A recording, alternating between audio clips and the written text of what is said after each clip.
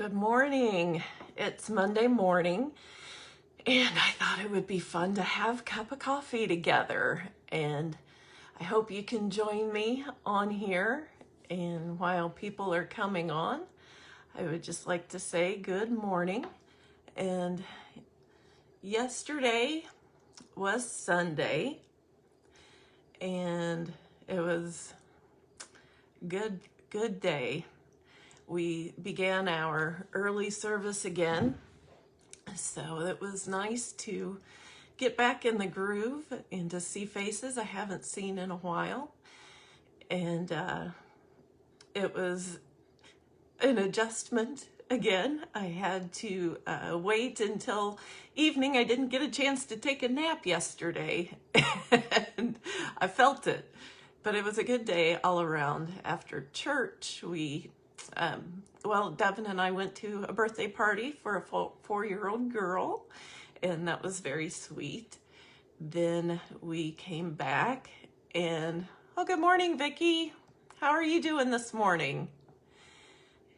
And after going to the birthday party, we went over to Petersburg to visit in-laws for the day, and we had a really nice afternoon, early evening there. But this morning I thought it would be fun to just get together with friends far and near. Good morning, Lori. And just have a cup of coffee together. So type in what you're drinking. I have coffee. I like my coffee with nothing in it. And I know that makes me a little strange in some circles, but my mom always told me when I grabbed that first cup of coffee, and I went to the fridge to get some milk and some sugar. Good morning, Holly. Mom said, no, if you're gonna drink coffee, either like it or don't like it, but don't start a habit that you'll have to keep up with. Lori, you're drinking water. Well, I should drink more of water. That's for sure. Yesterday, I think I didn't get enough water or hydration, and I was feeling it by the end of the day. Holly, I hope you had a really busy weekend at the restaurant, and it's good to see you're up and at it this morning. That's always a good thing. I was talking about Sunday morning yesterday. Holly. No coffee for Holly. Holly is having a milkshake. Holly, this is why you're my favorite. Absolutely. Don't tell the others. Lori, coffee, water all the way. I wish I was more like the water kind. But ice cream is my weakness for sure. So let's talk about where we are on this Monday morning. It's beautiful outside. I have a little cardigan on this morning. When I got up with Devin to go to school, it was 55. I love it. Don't tell my husband because he wants it to be summer all the time. But I really like when I have to pull on a sweatshirt. So let's talk about leaps of faith. Good morning, Vicki. Vicki and I went to school together in Gibson City, and Vicki is a nurse now, so she's working very hard. Hi, Marge. I'm glad you're joining in this morning. So let's talk about leaps of faith. Yesterday in worship, that was what I preached about, that sometimes we can't wait until all of the details are in place and all of the plans are perfect. Sometimes we have to step out with a leap of faith and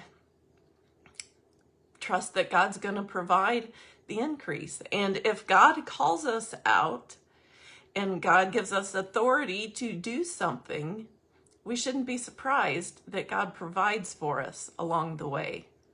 So if you went to church yesterday, tell me what your main takeaways were. Vicki, what about you? I know you're a churchgoer and you probably have a lot of insights to share with us. So what was something from yesterday or recently that you can share with us here? And while we're waiting for you to type those responses in. I will talk about some leaps of faith I have had to make in my life. Going into ministry, that was a big one. I had not ever thought about it or planned to go into ministry at all. I had other plans. I was a biologist, for Pete's sake. I went to college and did a lot of hard work learning biology and chemistry, 2 years of chemistry. I was bound and determined to use those. But that was in 93, and don't do the math. And the research and development funding at that time got frozen, so there weren't any lab jobs available.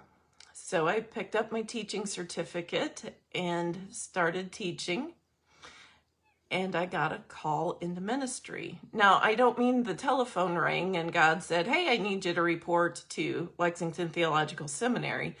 But it was a thought that sprang into the back of my head that I could not get rid of. And then these crazy people I went to church with kept bringing it up and mentioning it. Church people.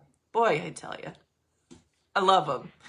So anyway, one thing led to another, and I eventually went to seminary, and that was a scary leap of faith. I was leaving behind everything and starting all over again. And then another leap of faith was when I came to Illiopolis. You see, this wasn't a for real interview. This was going to be a practice interview for my real church coming up, because I wasn't coming back to Illinois. I was going to go somewhere in the world I hadn't lived before, and it was a good practice to come up here and meet folks in Illiopolis and get an interview under my belt, and then we'll see where God was going to take me. But as I pulled off the interstate by South Staff area, I was overwhelmed with a sense of home. Hey, Lori from Washington, I hope your air quality is okay out there. It's scary out there. Lori is married to my cousin out in Washington, so glad you're joining us this morning, Lori. She has a bunch of cute grandbabies, so if you need some grandbaby fixes, jump on Lori Scott's Facebook page. But when I pulled off the interstate to Illiopolis, I literally had to pull off to the side of the road. I was overwhelmed with the sense that I was home. Didn't count on that, wasn't expecting it. And in fact, I had to stop for a minute there on the side of the road, and I prayed. I said, okay, God, I feel ya. I get this. Just please make these people nice, because it really seems like you want me to be here. So I drove around the streets of town, and oh, good morning, Karen, out in Colorado. Hope things are going well for you. So I started ministry in Illiopolis, and here I am, 19 years later, still here. And then another leap of faith, a church up the road, or across the road, I guess, since they're east, in Niantic, asked if we could have a yoked relationship with Illiopolis and Niantic churches. And that was a big change for all of us. And I was sure that the best scenario would be for them to yoke and to call a minister that would start fresh for both of them. But then it became clear that, gosh darn it, I just love those folks in Niantic, and I wanted to be a part of that community too, and it seemed that God was leading me in that direction. So in January of 2012, we began that journey together. And of course, throughout ministry, I've had a lot of leaps of faith. I started in Illiopolis on July 2nd. That was a Monday, I think, or whatever July 2nd was in 2001. That was when I began. And 2 months later and 9 days later, 9/11, 2001 was upon us. and seminary didn't cover how to manage that kind of situation. We didn't have a class that said, okay, in case of a terrorist attack on U.S. soil, here's what you do. I didn't know what to do, but I knew we needed to pray, and I knew we needed to gather, and called the other pastors in town. That was John Best at that point and Sister Lois, and we just put a service together. None of us knew really what to do for that evening, but we invited people and opened up a space to pray and to sing hymns that were important to us.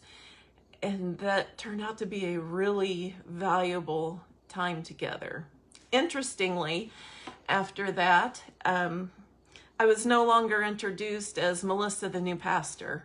I was introduced as Melissa, the pastor. So something happened in there that night. And Lori, air quality is not very good yet, but supposed to get better as the day goes on. Well, I hope so. And I hope you all are staying safe there. You're in the Seattle area, unless you've moved on me. But glad you can join us this morning. And we're talking about leaps of faith. September 11th was certainly one for all of us.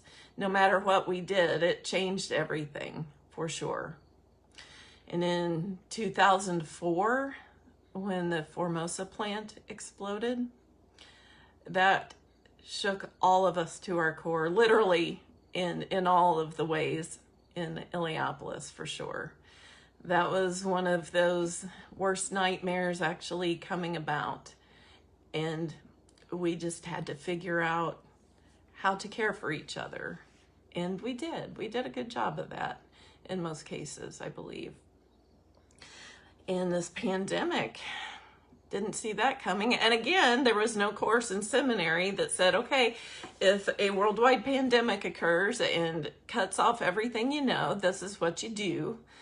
None of us had a class to prepare us for this. And it's taken a toll in a lot of ways. Mental health has really been a topic. And if you read any journals, you'll probably have discovered that, not surprisingly, rates of drug addiction and suicide and all of those things have gone up. And you know, how do we take care of each other and ourselves during this time? I think maybe one thing we have learned is that mental health is to be taken seriously. And there's no shame in tending to our mental health and our spiritual health. I think a lot of times when we feel some restlessness, that it's our spirits that are needing to connect with other people, and especially with God, to connect with something much bigger than all of us. So, Anne, you snuck by there. Anne Worthington is watching from up north, and I hope all is well for you. Anne's family is praying very fervently for a beloved young member in their family who is in the hospital fighting COVID. And the prayers have been many and frequent, I would say probably constant, given the number of people that love this young woman, and God is doing some amazing things. She has had a good night and is getting stronger, and we just continue to pray that God will bring her through this. Well, good morning, Diana. I hope that your morning is a good one. I hope it's as beautiful there as it is here. And did you get out and walk this morning? I know you usually try to do some physical exercise during the day. Tell me what you did this morning. And if you've got a cup of anything, some are drinking water, some are having milkshakes. I am jealous of the milkshakes, I will admit that. I am having coffee. Renee, it's good to see you this morning. Renee has really had a time lately. She has been diagnosed with a new type of asthma, some acute kind of asthma, and she has coughed herself into some broken ribs. So Renee, we hope you're healing, and we're glad you can join us this morning. We're talking about leaps of faith. So Who wants to share something about a leap of faith? Good morning, Janet. Janet took a leap of faith this year. She retired, and life seems to be agreeing with her. So we hope you're doing well. Diana was up late having black coffee. I'm with you, sister, and hope to work out later. It is a beautiful day. Rough day mentally, but trusting God. And Diana, we were just a while ago talking about how mental health is a topic that's come up in the pandemic that we have to talk about and we have to address. So take care of yourself today and reach out to your friends and family and all those who love you. I know that's a lot of people, but we will be there if you need to talk or whatever you need, reach out. And Renee says she's slowly but surely getting better. Only hurts when you breathe, right? Those broken ribs, that's what I've heard. So what do you have coming up this week that is a challenge for you? Or that might be something different? We're talking about leaps of faith. So what is it this week that you have? That it may be a small step, it may be a giant leap. What do you have this week that we can pray for you and support you? Oh, Renee, of course, it hurts when you laugh. And yeah, your family enjoys each other. You do a lot of laughing there in that household. Good morning, Cheryl from Gibson City. Cheryl is one of those saints I was telling you about from the church earlier that encouraged me to go into seminary. And wow, that was really difficult at that time. But gosh, one of my all-time favorite people. Love to see you, Cheryl. And Suzanne Cox from Nicholasville, Kentucky. Well, Nicholasville area, let's just say. Suzanne and her family have a cow farm in Kentucky, in Nicholasville there, and I got to know them in the very first church I served, Bethany Christian Church. What a wonderful place, and in one of the most beautiful parts of the state. And so, however, I was formed for ministry after coming out of Bethany Christian Church. You can take issue with Suzanne because she was one of them, she and her family, that made me who I am today. And Suzanne and her family came up to Illinois when I was ordained into ministry.